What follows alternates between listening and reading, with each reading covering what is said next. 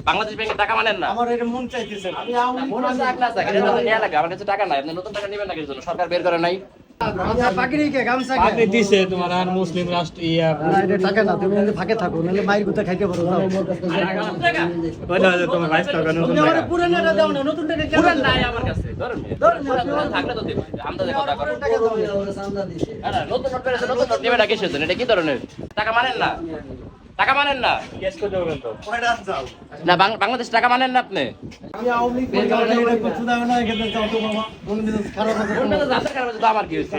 আমারও মন মেজাজ খারাপ। আমাদের বাড়িতে আইসো না। ভাই আমি আওয়ামী লীগ ছাড়া অন্য কিছুই মানি না। আপনি পরে দিন দেন। আমি আওয়ামী লীগ ছাড়া বাংলাদেশের কোনো কিছুই স্বীকার করি না। না, এটা বাংলাদেশের নতুন টাকা, নতুন প্রধানমন্ত্রী। যাক, আমার সোহেল মামা কি করে? সোহেল মামা একজন আমাকে এলাকার একজন টিচার, সম্মানের ব্যক্তি। মামা, আপনি সত্য কথা রাখবেন, এটা কি? এটা হলো সালমান এফ রহমান।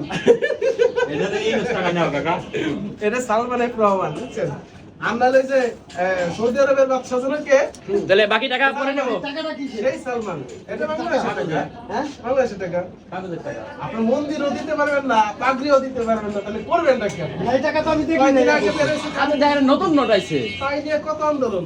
এবং আপনার কাছে কথা, আগে 20 টাকা ছিল আর আজকে যা খাইলাম গাবে 20 টাকা খাইছেন ঠিক আছে।